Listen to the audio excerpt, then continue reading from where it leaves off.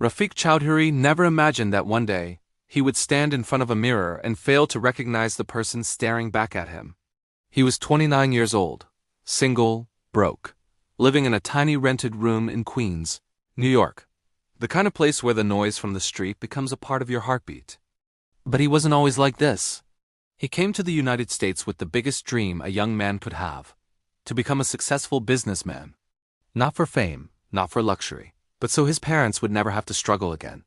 On a video call at the airport, he promised his mother, "Ma, one day I will bring tears to your eyes." But tears of happiness. But dreams are easy. Reality is cruel. In his first year in America, Rafiq worked grueling 14-hour shifts at a gas station. He saved every single dollar he could. No restaurants, no weekends off, no new clothes, nothing unnecessary. His goal was simple: start his own small business. He didn't care if it was a grocery store, a mobile repair shop, or a small food truck. He just wanted something that belonged to him, something he could call his own. After 2 years of relentless saving, he finally gathered $22,000. And that money, his entire life savings, disappeared in a single night. Because he made the biggest mistake a new immigrant often makes: he trusted the wrong person. A man from his own community convinced him to invest in a partnership business, a small wholesale perfume supply shop. Everything looked legitimate: contracts, promises, official-looking documents, pricing sheets. Rafiq put his entire savings in. The very next day, the man vanished. The shop was fake. The documents were fake, and the dream, it was shattered. It felt like someone had kicked him off a building. He sat in his dark room that night, staring at the empty space where his money once lived. And for the first time in years, he cried, the kind of deep, hollow cry that comes from a place of absolute brokenness. At 3 o'clock in the morning, Rafiq stood by the window. The city lights of New York looked distant, cold, and completely uncaring.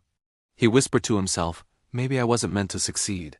Maybe business isn't for people like me. Just then, his phone buzzed. It was his younger sister calling from back home in Bangladesh. "Bye," she said, her voice cracking. "I got selected for university, but the admission fee..." He checked his bank account, $238. He couldn't even help his own family. That night, something inside him broke completely, but in that brokenness, something else woke up. He said to himself, if I stay down, I lose. If I get up, I still have a chance. He wiped his tears, looked himself in the mirror, and whispered with a new resolve, "You didn't come this far just to quit here." The very next morning, Rafiq made a decision. He would start again, from zero. But this time he would be smart about it, not emotional. He went to the public library and spent 6 hours reading everything he could find. How to validate a business idea. How to test a market. How to start with just $100. How to avoid scams. How to find real customers. He read stories of how other immigrants built small empires in America from nothing. And then he realized something powerful. A business doesn't start with money, it starts with mindset. The people who become successful are not those who avoid failure, they are the ones who outgrow failure. One afternoon, at the halal grocery store where Rafiq had taken a temporary job, an older man named Mr. Kareem, who came in often, started noticing him. Mr. Kareem owned 3 small businesses in Queens. He saw Rafiq always working hard, never wasting time, never complaining. One day he asked him, "Are you studying business?" Rafiq shook his head. "No, sir. But I want to start one." The old man looked at him carefully. "Then listen to me," he said, lowering his voice. "Business begins the moment you stop blaming life and start learning from it." Rafiq stood completely still, hanging on every word. Mr. Kareem continued, "Failing doesn't make you weak. Not trying again does." And then he said something that Rafiq would never forget. If you want to be a businessman, you must learn to convert your pain into power.